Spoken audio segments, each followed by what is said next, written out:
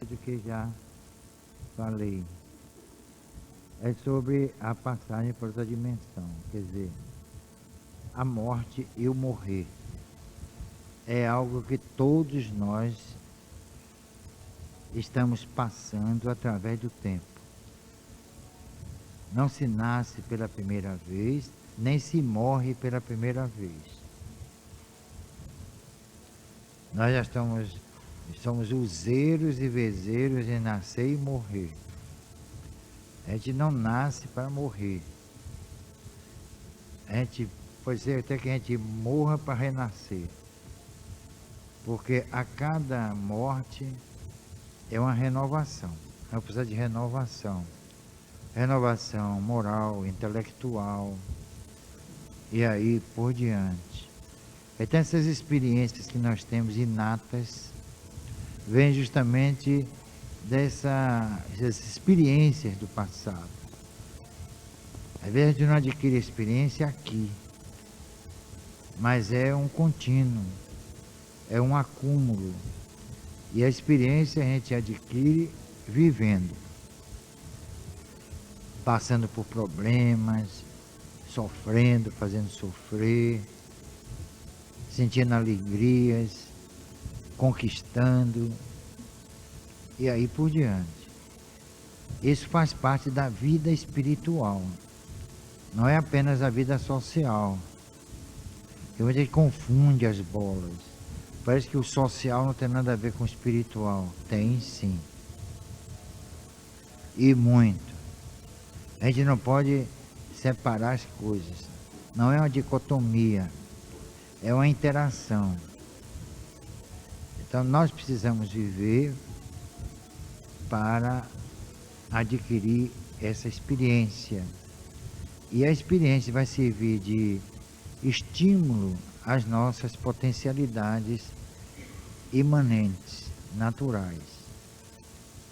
É isso que, pelo menos eu considero, chamo de evoluir.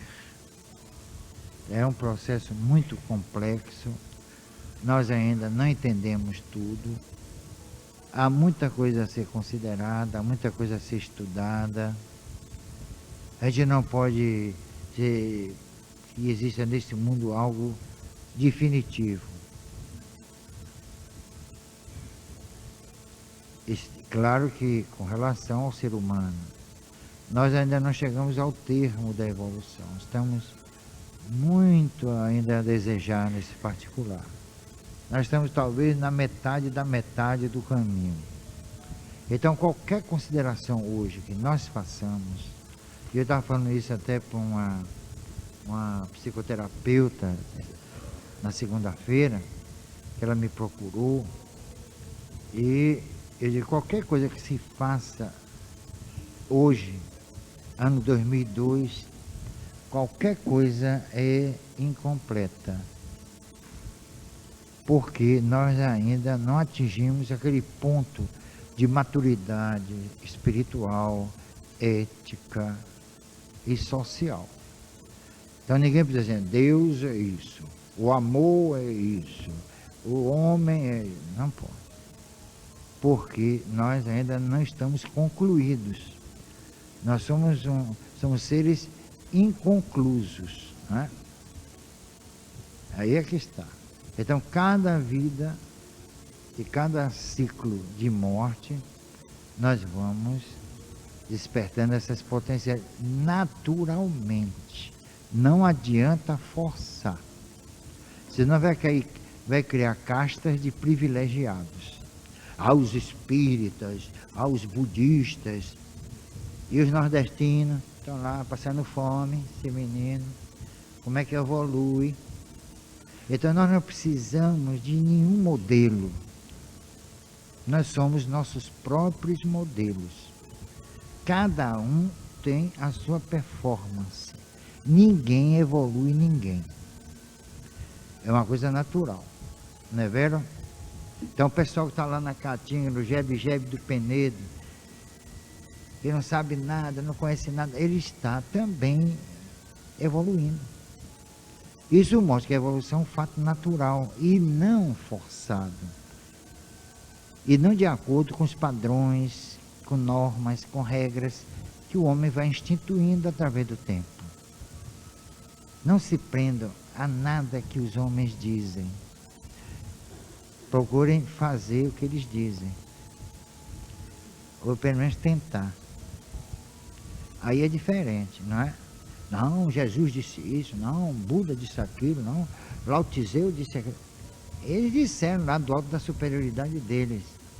Mas será que a gente é capaz de fazer o que eles dizem? Hã? O que é que um ser superior pode falar para um inferior? Eu acho que pouca coisa. Porque nós temos em nós mesmos os recursos de que precisamos. Eu mesmo nunca procurei, a não ser Jesus, me dei mal. Eu fui seguir Jesus e aí estou aí inimizado por muita gente por aí. Que a gente não pode ser franco, verdadeiro, falar na cara da pessoa, como Jesus fez. Os espíritas ou cristãos querem ser mais do que o próprio Jesus. Aí é que está o grande novórdio da questão. Ô Cristiane, pega uns 2 médios e leve lá embaixo. Então, o juiz Edmonds, no primeiro volume de sua obra Espiritualismo, essa obra nunca chegou ao Brasil.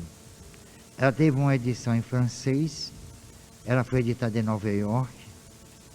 Esse John Edmonds era um juiz da Suprema Corte dos Estados Unidos e ele escreveu, entre outros, este livro aqui, Espiritualismo. É um livro clássico, né? no estudo do processo mediúnico, no que diz respeito à fenomenologia provocada pelos espíritos. Então, esse livro aqui, como eu cataloguei 320 obras espíritas que nunca vieram ao Brasil, logo o conhecimento dos espíritos aqui é parcial. Nós precisaríamos estudar e muito. Pensa que o espiritismo está defasado, está ultrapassado? Não está, não. Quando se fala em imortalidade da alma, será que está algo aí ultrapassado? A gente conhece, nós nos conhecemos como seres imortais, né? Nós não sabemos nem para onde a gente vai quando desencarnar. Não conhecemos coisa nenhuma. E temos a veleidade, a pretensão de, não, isso é isso, não, isso é aquilo. Não pode ser assim não, minha gente. Outro dia eu vi um cara falar de amor, porque o amor, olha, minha gente, isso funciona aqui, para nós que temos certo entendimento, raciocínio. Mas em certos lugares, não. E como é que vai suprir essa carência, essa lacuna? É aí que está a grande dificuldade. Ou a oportunidade da pessoa falar, por exemplo, vocês, aqui é uma plateia receptiva. Vocês estão alimentados, estão bem vestidos, tudo direitinho. É lindo, né? É uma coisa maravilhosa. Mas já imaginou falar para um monte de famintos, de desesperados, desempregados, sem paz, sentindo-se assim, marginalizados, pensando até em se matar, como muitos. Como é que a gente pode falar para esse povo? O que é que a gente vai falar para ele? Hein? Me digam. Eu fui uma vez lá em Juazeiro, me chamaram para falar sobre ecologia. Eu digo, eu não sou, eu sou espírita. Eu vou falar sobre a visão espírita. Ninguém gostou. Não me chamam mais. Eu acho que eu sou tido por burro, ignorante, atrevido, presunçoso e aí por diante. Porque eu não falei aquilo que as pessoas queriam ouvir. Aí pronto, cria um conflito. Né? Aí não, eu não quero mais esse... Pronto. Mas eu tenho que falar aquilo que eu penso, que eu sinto, que eu pesquisei, que eu estudei, que eu observei. Aí essa unanimidade, já dizia alguém, pelo menos em alguns casos, é muito burra. Então diz o juiz Edmonds, o moribundo, escreve ele, havia já exalado o último suspiro quando vi emergir do seu cadáver aquilo que eu julguei dever ser o seu corpo espiritual, o perispírito no caso, sob a forma de uma nuvem densa que se elevou acima do corpo, tomando rapidamente um aspecto humano que me pareceu iluminar-se e animar-se, tornando-se vivo e inteligente. Compreendi que tal se verificara por ter o espírito abandonado o corpo somático. Desde que isso se deu, o espírito lançou em torno um olhar surpreso, como que procurando compreender o que lhe havia acontecido.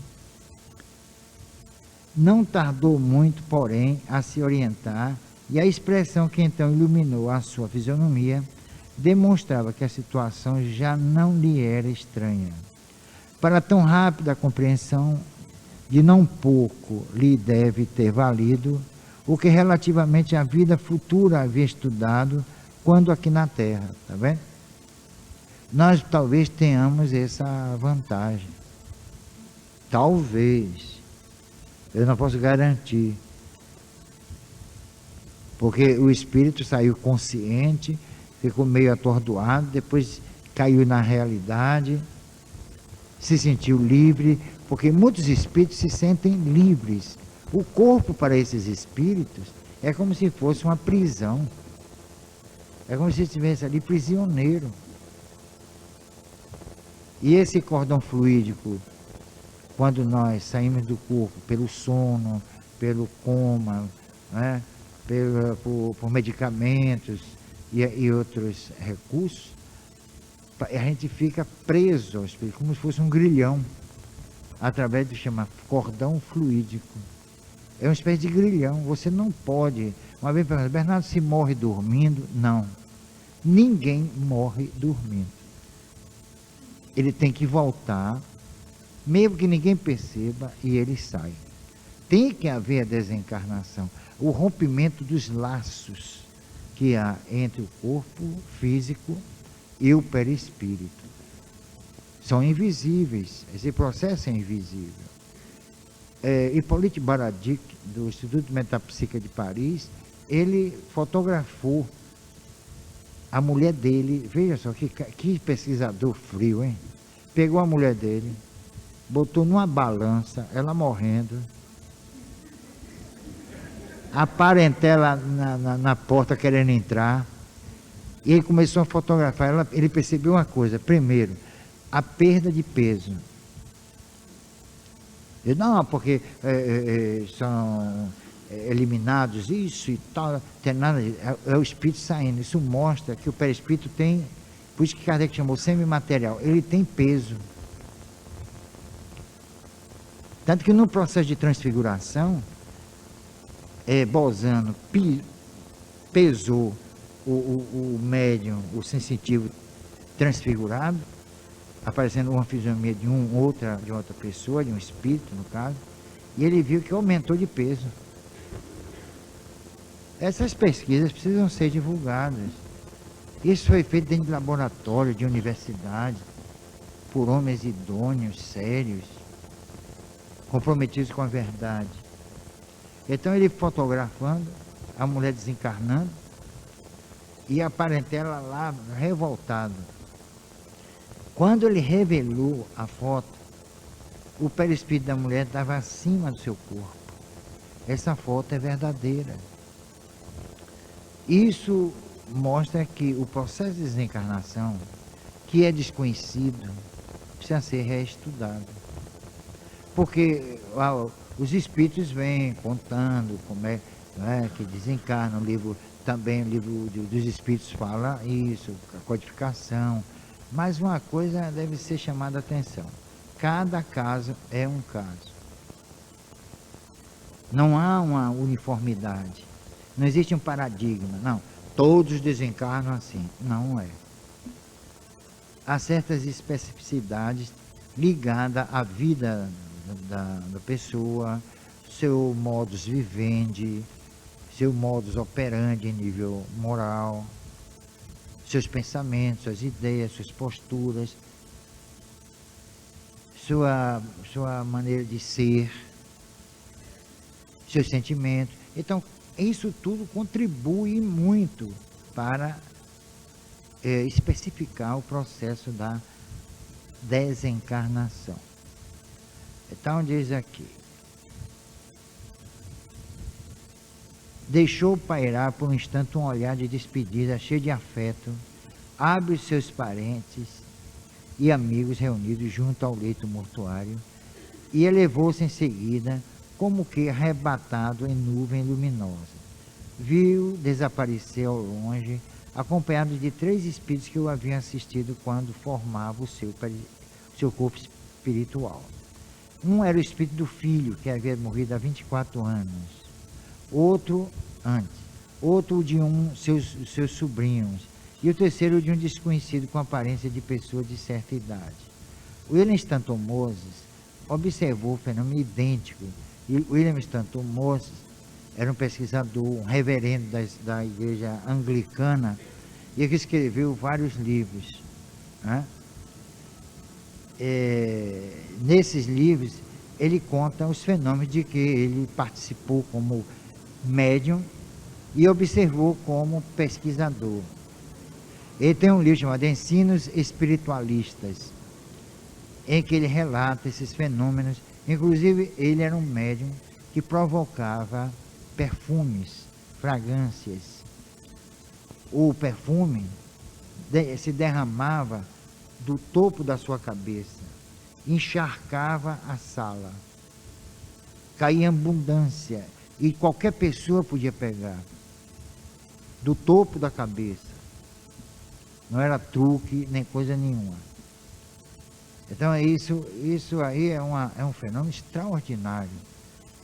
E ninguém vai dizer: não, isso é fraude, isso aí é um embuste, não, isso aí é forjado. São coisas realmente que os espíritos provocam, mas infelizmente os homens não querem, não é acreditar no espírito.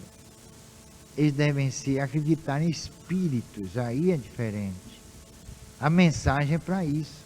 Não é acreditar nos, não, eu acredito no espírito. Mais interessante dizer assim: eu me acredito espírito. Eu acho que é mais importante isso do que acreditar nos espíritos. Antes de acreditar nos espíritos, a pessoa deveria se acreditar espírito. É aí que está a dificuldade, né? É aí que está o desafio, mais do que a dificuldade. Ele observou o fenômeno idêntico quando da desencarnação de seu pai, do que publicou uma resenha na revista Light, de 19 de julho de 1887. E essa revista Light, Luz, ainda existe. Eu já tive, para honra minha, alguns artigos publicados nela, que eu escrevi em Esperanto para um almanaque mundial, e a Light pegou e transcreveu uns 4 ou 5 artigos meus nessa revista, que é editada desde 1882, ininterruptamente, nunca falhou, e até hoje. É uma revista que só trata de assuntos científicos, nada de espiritualismo, o amor, nada disso. Ele é, essencialmente, a linha dele é cientificista. Isso é importante, que o espiritismo, antes de ser qualquer coisa, é ciência, e deve ser entendido como tal.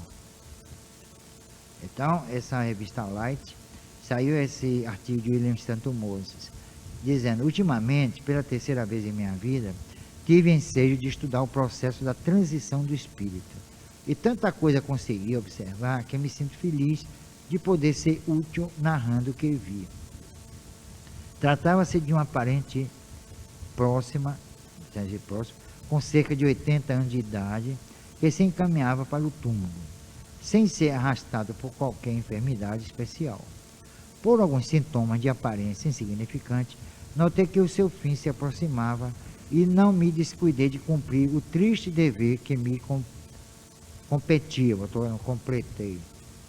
Auxiliado pelos meus sentidos espirituais, Não me foi difícil perceber que em seu torno e sobre si se reunia a aura luminosa com a qual o espírito devia constituir o seu corpo espiritual.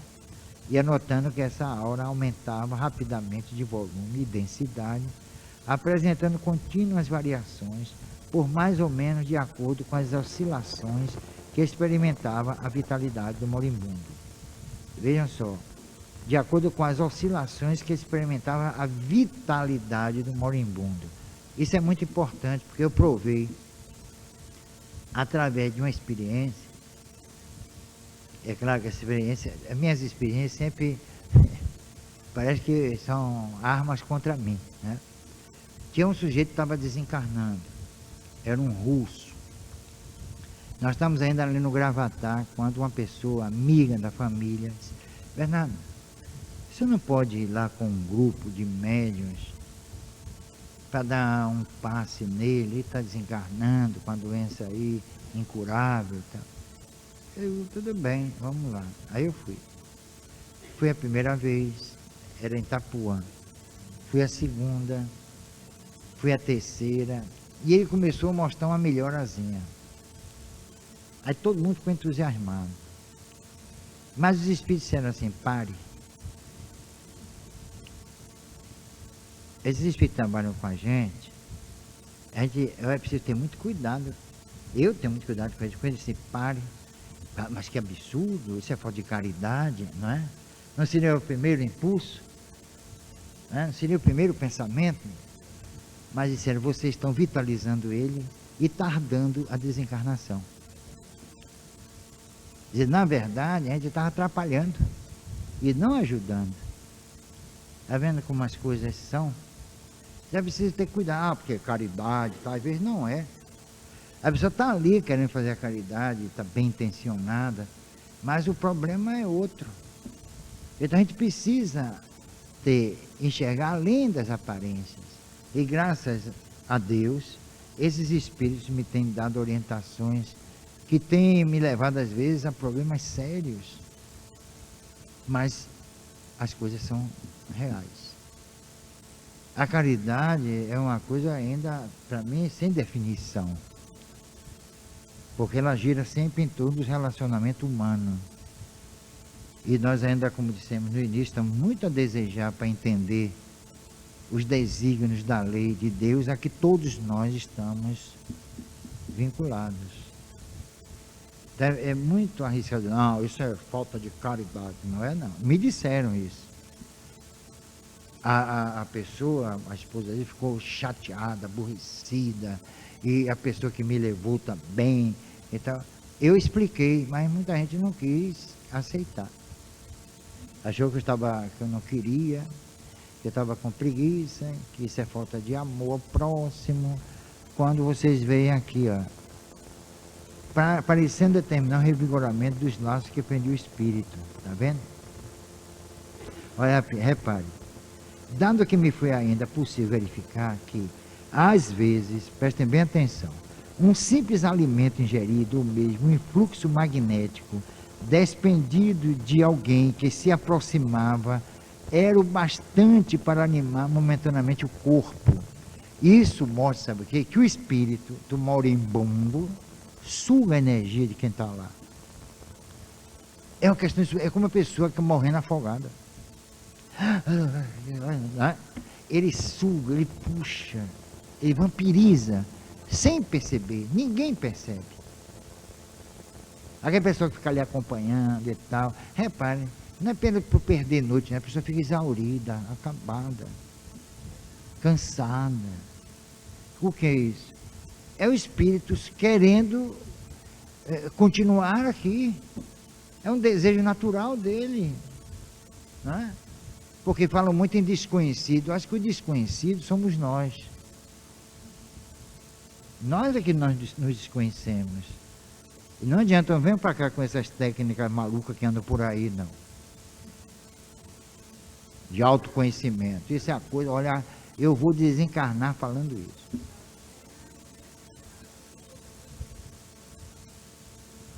Não foi intuição, eles me dizem. Intuição é outra coisa.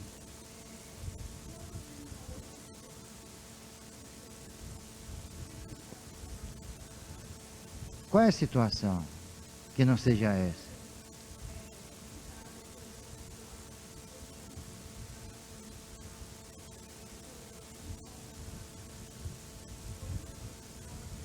Foi por causa disso.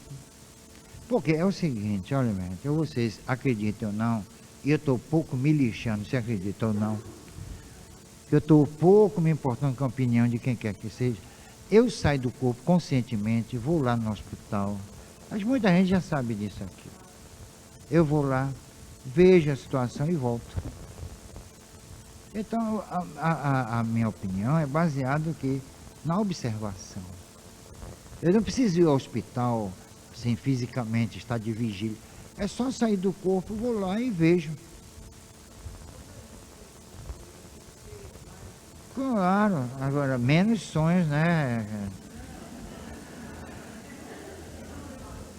Tem uma senhora aqui que está se tratando, ela chegou aqui, o pescoço, ela não podia fazer assim, porque podia quebrar aqui uma vértebra, um negócio desse. Ela andava assim, dura assim, coitada. Hoje ela está olhando para lá e para cá. Né? Porque, agora, eu fiz o trabalho fora do corpo. Porque muita gente acha que tem que médium, atração. Pode não ser. A gente pode tirar o. Porque eu sou acompanhado de espíritos que conhecem essa técnica. Eles me ensinaram muita coisa. Aí a gente faz com que a pessoa está dormindo, o perispírito normalmente está ali pairando, né? A gente afasta um pouquinho e faz o trabalho no perispírito. Era isso que Paracelso fazia. O grande Paracelso. Ele é que é o pai de todo esse processo. Paracelso. Mesmer copiou muita coisa dele. Então o magnetismo tem como, se vocês quiserem conhecer o magnetismo, tem que estudar isso. Agora eu tenho um livro, Espiritismo e Magnetismo, tem aí embaixo, se vocês quiserem. Porque Kardec disse, não se pode conhecer o Espiritismo sem o estudo do magnetismo. Aí é que está. De onde saiu a hipnose, a hipnologia? Saiu de um magnetista, James Bradley. Ele era magnetista. Ele não aprendeu na Inglaterra, ele foi aprender no Instituto de Magnetismo de Paris. Ele foi lá, contemporâneo de Kardec. Então ele foi conhecer o magnetismo para depois estudar aquela história da sugestibilidade, que é a base da hipnose. Agora só tem uma coisa, nesse processo de sugestão, o espírito pode sair e brincar com o pesquisador, porque ele não sabe do que está se tratando. Aí é que está. Pode brincar, pode fingir, pode fazer tudo.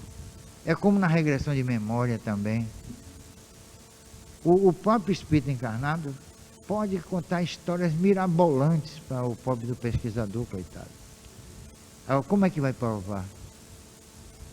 Se eu tive a reencarnação na Irlanda e tal, né? Eu fui na Irlanda, em Belfast. Aí é que eu pergunto, vem cá, você se lembra disso? Eu lembro. Como é o nome da rua que você morou? O número. Você teve seu corpo sepultado no cemitério local? Que cemitério? O nome? A lápide? Eu faço assim. Na mesma hora acaba o problema. E a gente vê que aquilo ali é uma mistificação. É assim foi assim que Stanton Moses, esse aqui, ó, deu provas fantásticas da imortalidade da alma, assim. Ele, você, como é seu nome? Fulano. E aí, então é isso que nós precisamos fazer agora. Vem o espírito, aí falando bonito, olha, existem obsessores geniais, fazem palestras lindas, as pessoas vão às lágrimas, mas é um obsessor. Porque o desenvolvimento intelectual não tem nada a ver com moral, minha gente. O obsessor pode ser um gênio da oratória, encantar todo mundo, deslumbrar, mas é um obsessor. Está vendo aí? Isso pode acontecer. Herculano Pires trata de um caso assim. Esse James Bradley escreveu um livro, Rumo às Estrelas, que também nunca chegou aqui no Brasil. Ele fazia isso. Ele fazia assim.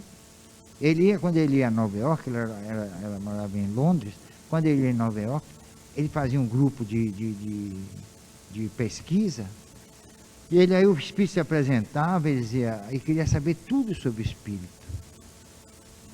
E depois ele ia investigar, para ver se era verdade ou não. Eu já desmascarei alguns espíritos aqui. Em Feira de Santana mesmo, foi um que era italiano, falava aquele sotaque de novela das 8, que eu nunca vi italiano, que nunca vi no Brasil, falar português com sotaque italiano na Itália. Pode uma coisa dessa?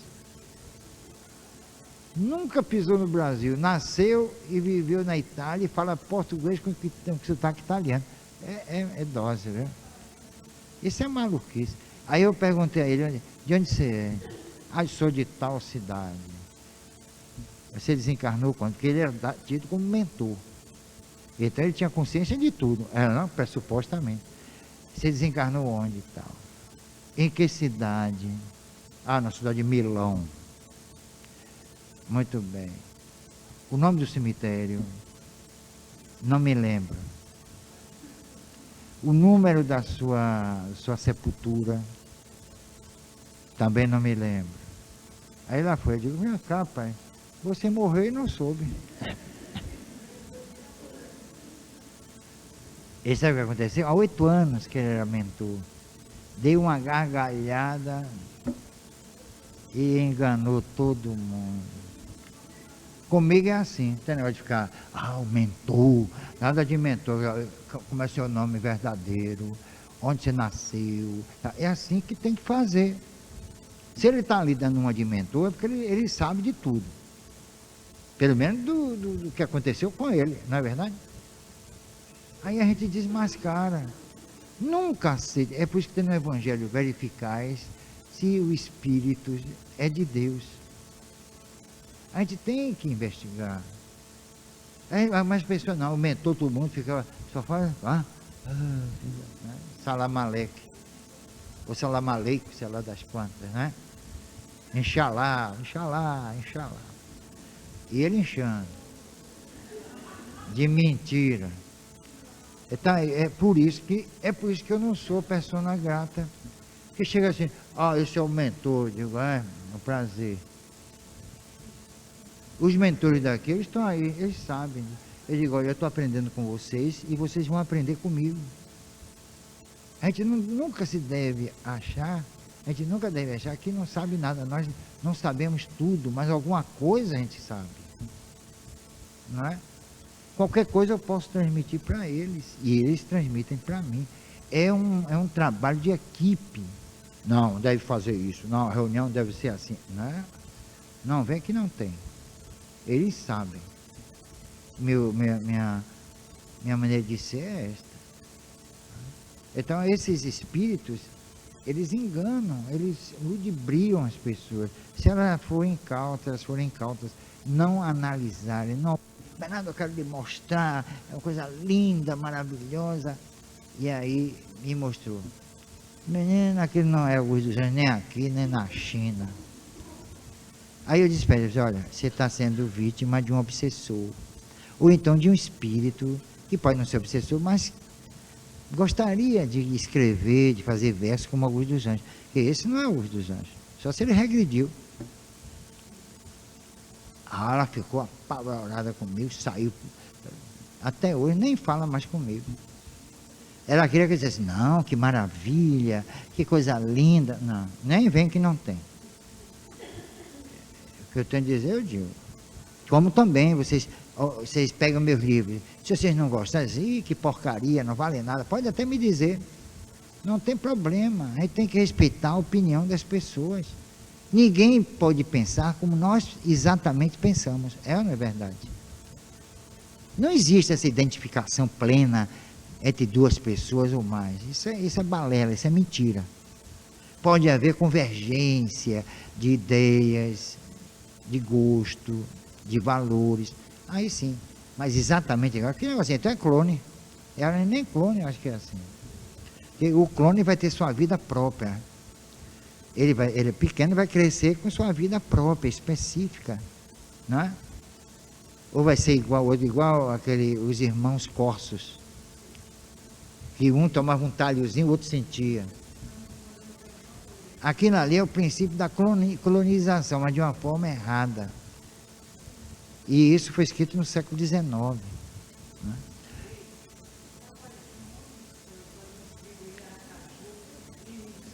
Nossa Senhora da Vidraça, da Janela.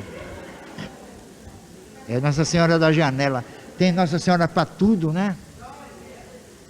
Isso aquilo ali, menina, você sabe o que acontece? É o medo dos católicos pelo crescimento, né, da população evangélica. Então eles estão com medo. Que a maioria dos evangélicos saiu justamente do catolicismo. São ex-católicos.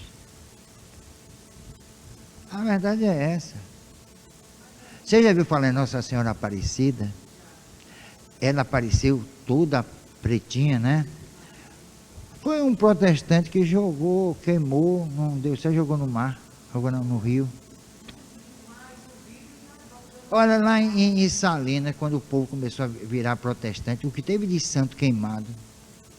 Olha, foi santo aparecendo, né?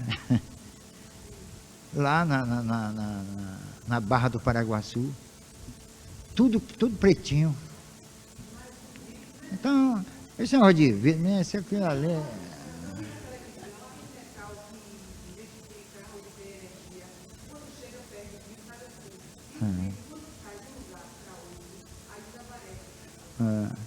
veja lá, grande coisa. O que é que isso tem a ver com o sofrimento do povo brasileiro? Com a fome. A fome. Hoje a TV Record é protestante, mas tem um programa ali da Atena, né? Hoje ele arrasou com o governo. Ele está mostrando que as famílias estão se desfazendo pela fome. Porque a mulher vai morar com os pais dela e o marido vai morar com os parentes dele, porque eles não podem mais sustentar a casa. Agora, você chega para um povo desse, vai falar em paz, amor, fraternidade. Eles estão desesperados, passando fome, os filhos passando fome. Então é por isso que eu digo, falar para a plateia receptiva, né? Bem alimentadazinha, bem vestida, direitinho, é uma coisa. Eu já fui falar lá em Itamaraju, o pessoal me chamaram lá, uma sociedade, negócio de rural, lá, né? Mais tarde virou sem terra, né? Já tem muita. Para eu falar para esse povo, eu digo, meu Deus, o que é que eu vou falar para esse povo? Tudo desesperado, faminto, descalço, doente, sem posto médico, sem nada, jogado como se fossem animais, em povoados imundos, cheio de barbeiros, de bicho doença de Chagas. Eu vou falar o quê? Meus irmãos, hoje eu vou falar sobre autoestima. Hoje eu vou falar sobre autoiluminação. É isso. Eles estão preparados para isso? Estão? Então, minha gente, a coisa funciona assim. É muito bonitinho.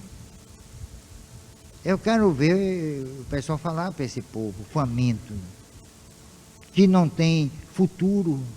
Qual o futuro que esse povo tem? Morrer de fome, ver os filhos morrendo de fome, não tem escola, não tem nada, não tem semente. E tem uma coisa, se toma um empréstimo no banco, não pagar, toma a propriedade. Sem dó e sem piedade, inclusive banco do governo. Então, a Bernardo é comunista. Eu não sou comunista, coisa nenhuma. Isso chama de injustiça social. Uns têm, outros não têm. Isso é democracia. A democracia é isso. É o governo do povo. Vejam só. Pobre do povo. Qual é o governo que o povo tem? E qual o governo que ele pode eleger? Não é? Então, diz aqui. Esse trabalho, vocês chegam em casa e estudam. Eu não vou ler tudo, né?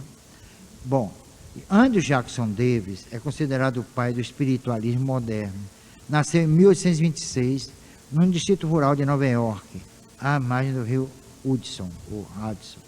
Começou desde cedo a ouvir vozes, nele se desenvolvendo como em seu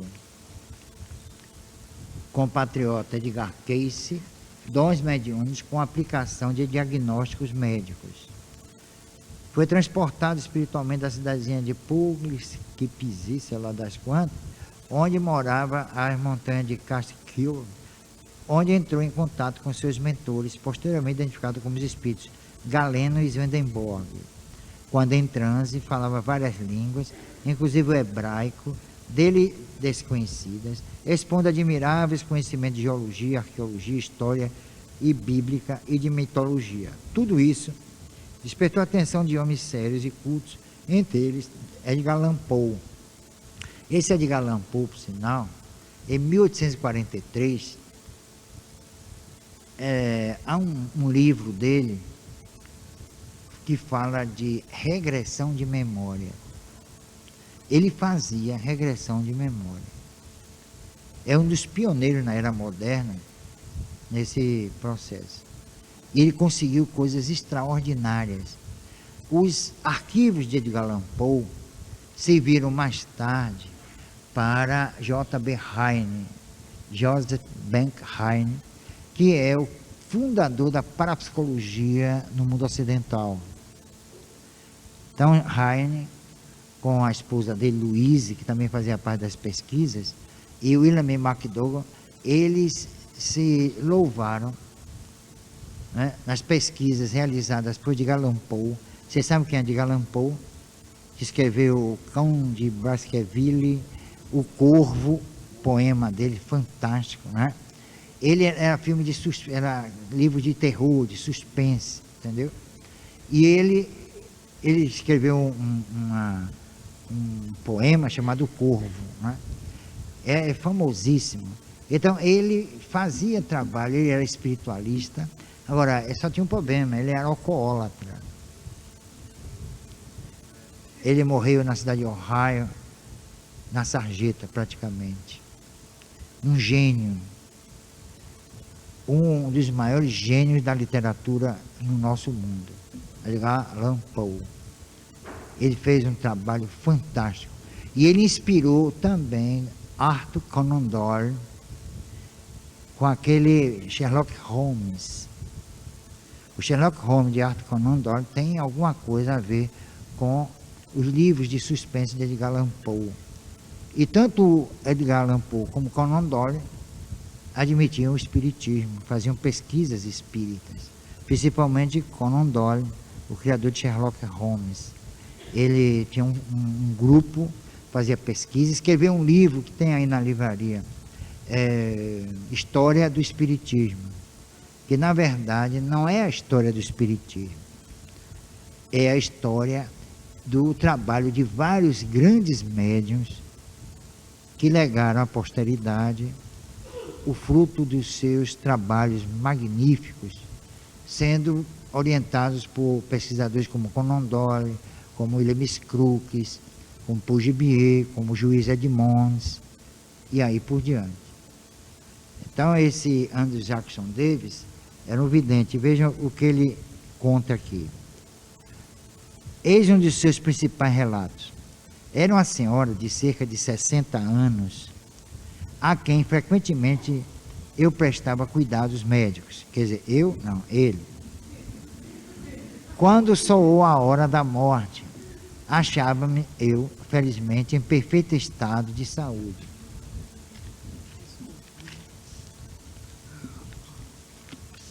Mulher que esteja o quê? Teve uma segunda-feira com processo obsessivo há 2 anos. Você mandou frequentar as quartas com Júlio. Está passando mal, controlando pra não dar show. É, né? Traz pra cá. É, no final traz pra cá. É que coloquei-me de modo a não ser visto ou interrompido nas minhas observações psíquicas e pus-me a estudar os misteriosos processos da morte. Vi que a organização física não podia mais bastar às necessidades do princípio intelectual. Diversos órgãos internos pareciam, porém, resistir à partida da alma. Porque, em certos casos, o corpo físico parecendo, né? Aí tem que usar essa palavra, parecendo, que se o espírito sair, ele acaba, ele aí puxa. O espírito quer sair, ele... Tanto que no livro dos espíritos vocês veem uma coisa interessante, a força que o corpo tem sobre a alma. Exerce realmente uma força extraordinária. É vis-a-vis o negócio. Então diz aqui, o sistema vascular debatia-se para reter o princípio vital. O sistema nervoso lutava quando podia para impedir o aniquilamento dos sentidos físicos. E o sistema cerebral procurava reter o princípio intelectual. O corpo e a alma, como dois esposos, resistiam à separação absoluta. Esses conflitos internos pareciam a princípio produzir sensações penosas e perturbadoras. E é mesmo, é um casamento, né? A gente vive, nós espíritos vivemos a vida toda com o corpo. E na hora do divórcio, na hora da separação inevitável, quer dizer, eu nunca vou me separar, vai sim, pelo menos do corpo, né? Na hora da separação, o corpo não gosta. O espírito está doido para se ver livre, ele lá agarrando ele, né?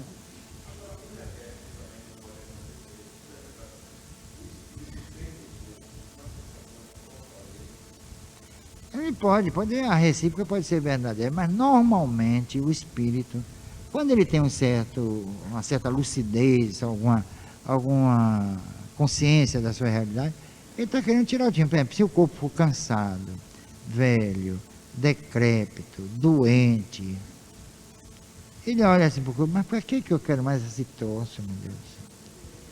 Eu acho que eu vou dizer com tanta pena, eu mesmo vou dizer, né? Ah, meu irmão, fica aí, porque tenha paciência, está muito dodói, não é? É aí que está o problema, porque a gente vai envelhecendo. O problema é esse, tudo no mundo envelhece, menos o espírito. Por quê? Porque foge ao processo temporal. O processo temporal, para nós, como corpo físico, é um. Para o espírito, não. Ele não envelhece. Tanto que no mundo espiritual, aí vem um processo de transfiguração espirítica ou perispirítica, sem a necessidade do médium.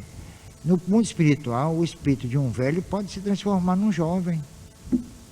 Não há esse preconceito no mundo espiritual, graças a Deus, né? E a primeira coisa que eu vou fazer é isso.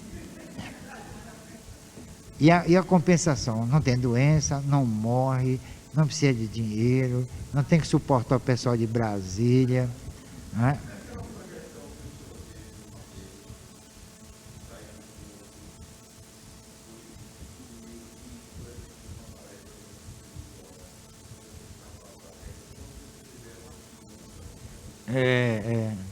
Teve uma pessoa que foi comigo, uma médium, e aí ela não entrou e eu entrei.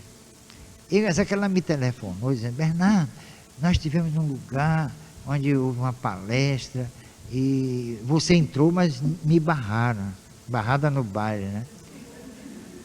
Por quê? Eu digo, talvez porque a palestra fosse, né, aquém do seu elevado conhecimento. Ela tomou como ironia.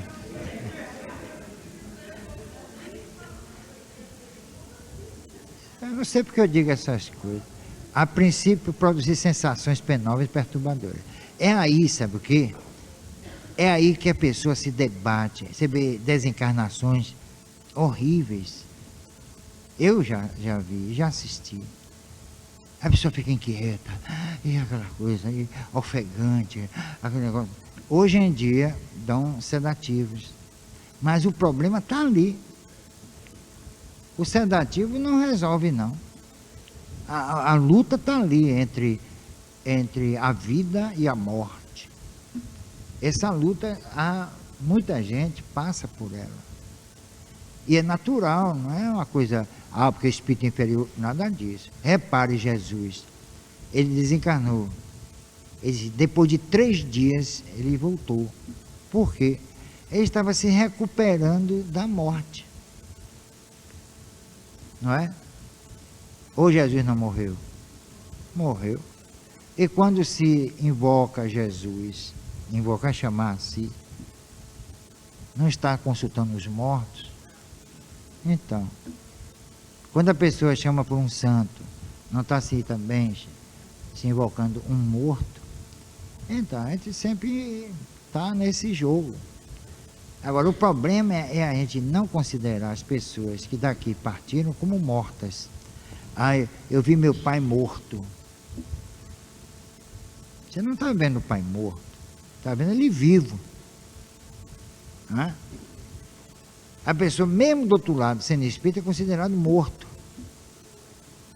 Não é verdade? Vocês veem filme de ficção, de terror. Qual é o palco desse filme? O cemitério. Parece que quando o corpo vai para lá, a alma vai tudo sepultado. Quando isso não é verdade. Agora, aqui há espírito no cemitério? Sim. Eu mesmo fui a um velório no Campo Santo, e naquela época tinha um muro assim, não era bonito como agora não. Agora está todo bonito, né? Morte dá dinheiro. Dá sim. É por isso que eu não quis ser médico. Eu ia viver da morte, é morte, né? Ou do sofrimento alheio.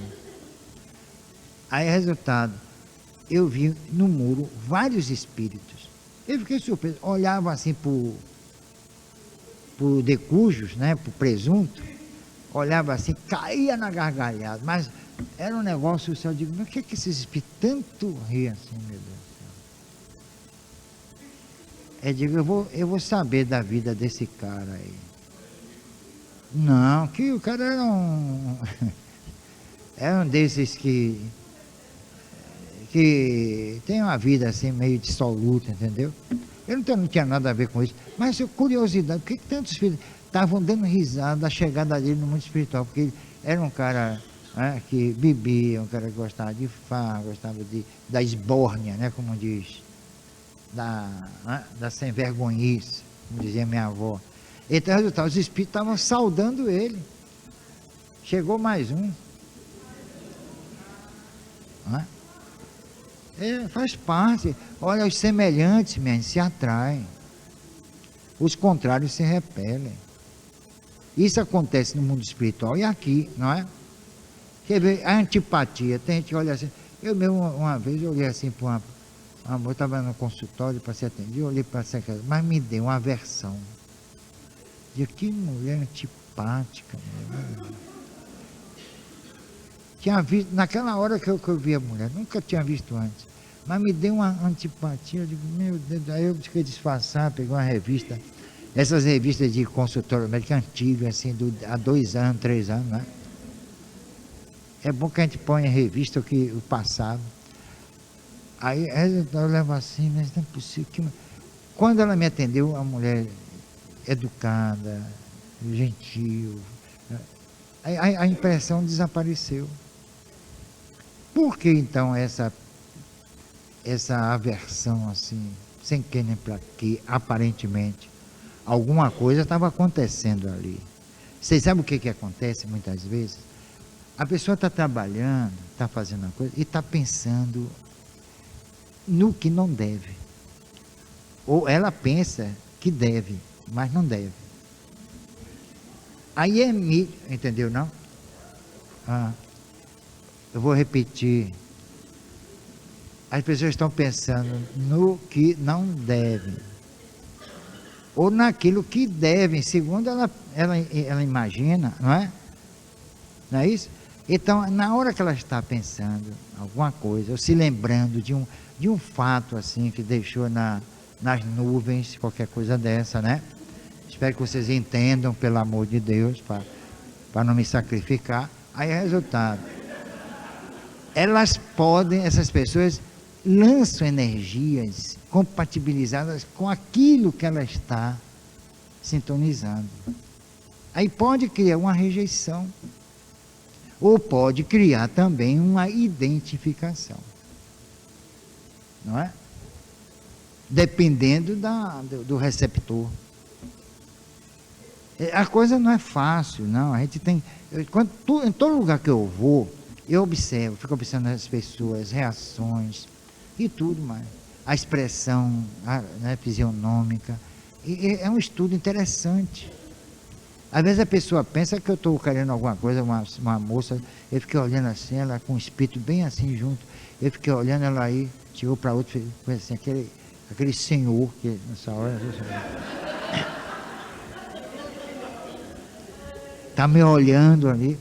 Parecia que eu estava paquerando, não estava não, estava vendo um infeliz, coitado, junto dela. Eu às vezes disfarço assim, mas também eu sou estrábico, né? Às vezes eu estou olhando para lá, mas minha cabeça está aqui, ó. Eu estou cá. Eu tenho estrabismo. Engano muita gente, viu?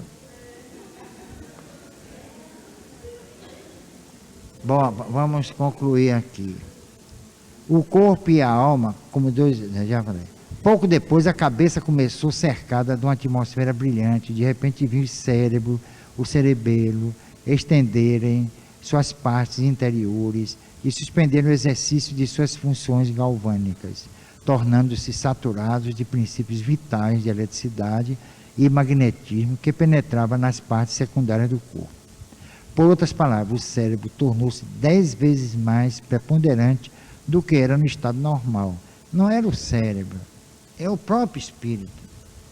Ele vai saindo, ele sai pelo crânio. E ele aí se condensa. Depois é que ele vai tomando forma, a forma humana, no caso. Não é? E quem determina esse processo, é um processo interessante ligado à evolução. Nós, espíritos, tivemos, através de um processo inteligente e coordenado, adredemente, temos que admitir, assumir essa aparência, não é? 2 apêndices enormes. O meu não é tão enorme assim, mas né? As extremidades, tudo ligado ao que? A nossa sensorialidade. O corpo e os sentidos têm uma identificação absoluta. O tato, por exemplo, ó, é um sentido, não é? Ele se realiza através de quê? Das extremidades do corpo. O paladar, os odores, a visão, a audição, tudo isso, todos os sentidos estão ligados fundamentalmente vamos dizer, a morfologia somática, quer dizer, ao corpo. E ele, com todos esses sentidos, o corpo, está fundamentalmente ligado à vida planetária. Então o espírito assume essa moldagem chamada perispírito. Isso mostra a nossa ainda está muito aquém de uma realidade, de uma realização espiritual plena. Por quê? Porque nosso corpo perispirítico é o espelho do corpo físico e vice-versa. Um influenciando no outro. Por quê? Porque ambos são feitos da mesma energia, em situações diferentes. A energia planetária forma o perispírito, como a energia planetária forma o corpo físico. Entendeu? Então, alguma coisa aí? O quê? Proteção?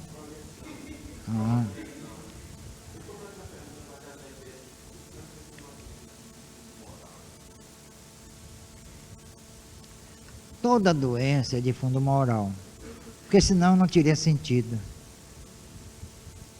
Por que nós ficamos doentes?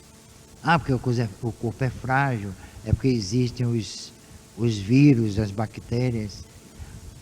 Ou nós ficamos doentes em função de um processo, né, de, vamos dizer assim, saturação psíquica. Que são os corpúsculos? Que são os vírus, as bactérias? Se não frutos da própria vida planetária, né? Não existem vírus fora da atmosfera terrestre. Isso já se confirmou. Não existe. Por que só existe aqui? É para nos punir? Ou será que nós somos criadores desses espécimes, né? Então o homem, enquanto estiver nesse processo de evolução ainda primário, ele vai sofrer as consequências como se fosse um bumerangue. Sabe o que é bumerangue? É uma arma usada na Austrália. Ela é curva, assim, parecendo uma meia-lua. Jogam, ela vai lá e volta para a pessoa. Então é isso que nós fazemos. É claro que a medicina não vai admitir isso, né? A biologia, mas é assim. Porque senão a doença não teria significado nenhum. Por que a pessoa morre de uma forma tão dolorosa? Doente, em cima de uma cama, ali, ó, apodrecendo às vezes. Aí olha assim, pô, mas por que isso? Qual o significado disso? Será que não tem nenhum, essa pessoa não tem nenhum proveito disso? Não tem nenhuma lição aí a ser aprendida? Então nós somos animais? É isso que nós, né, temos que... Reparem uma coisa interessante, muito interessante. Os selvagens, os índios, eles não são superiores a nós, mas a vida deles é pura. Não há ganância, não há dinheiro, não há disputa, não há nada.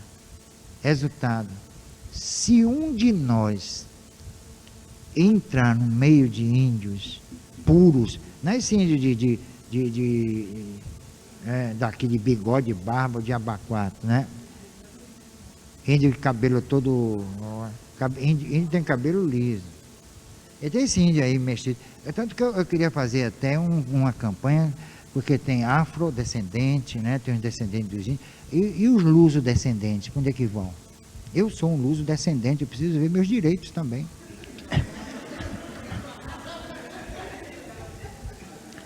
Todo mundo tem direito, menos a gente.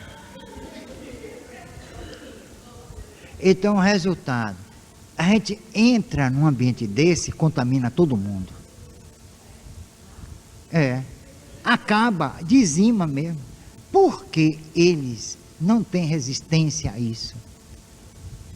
Porque eles são mais puros, eles estão em contato com a natureza, não há ambição, eles não estão buscando tesouros, eles não estão querendo enriquecer, eles não têm nada, andavam nus em pelo, como se fosse um fato natural. Eles não têm nada. Será que são seres atrasados? Quando os homens entraram civilizados, considerados civilizados, entraram em contato com esses índios, acabou com os índios. Acabaram melhor com os índios. Doenças terríveis, tudo eles contraíram. Tudo. Aí é que a gente tem que parar para pensar, dizer, mas por que isso?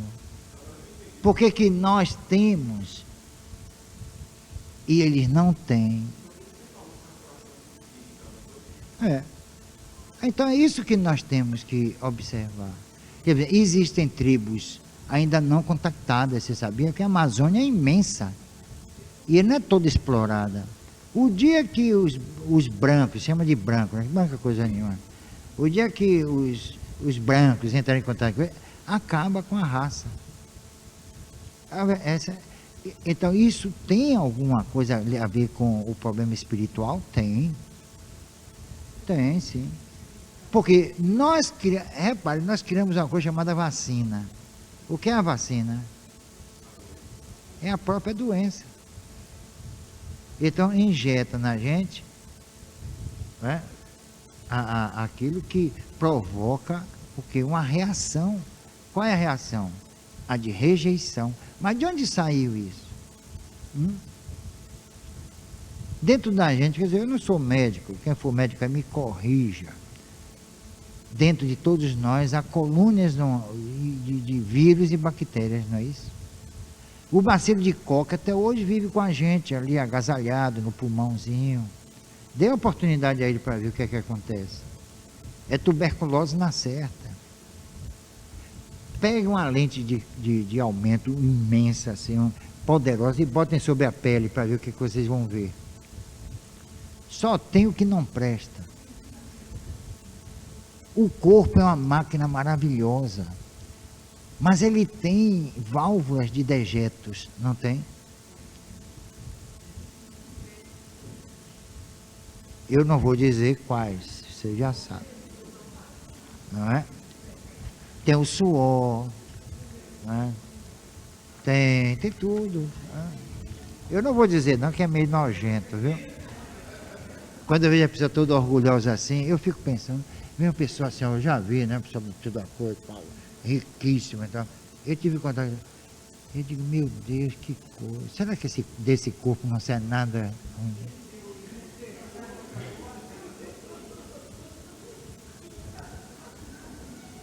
Uma vez eu imaginei a rainha da Inglaterra no banheiro. Rapaz!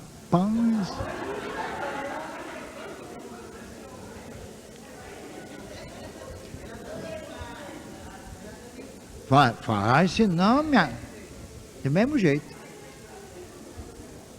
Então é isso que nos. Sabe o que? É isso que consola. Tudo igual, a mesma porcaria. Então, isso mostra também uma coisa, as convenções que nós criamos. O rei, rainha, milionário, pobre, é isso tudo. Nós é que somos os artífices das nossas infelicidades, da nossa angústia, da nossa ambição. E criamos esse mundo cheio de injustiça, cheio de desequilíbrio. Um tem muitos, outros não tem nada. Outro dia um primo de uma pessoa conhecida minha, deixa eu ver, meu tio comprou agora um apartamento de 750 mil reais. Eu digo, poxa, eu não tenho para comprar nem 10% disso.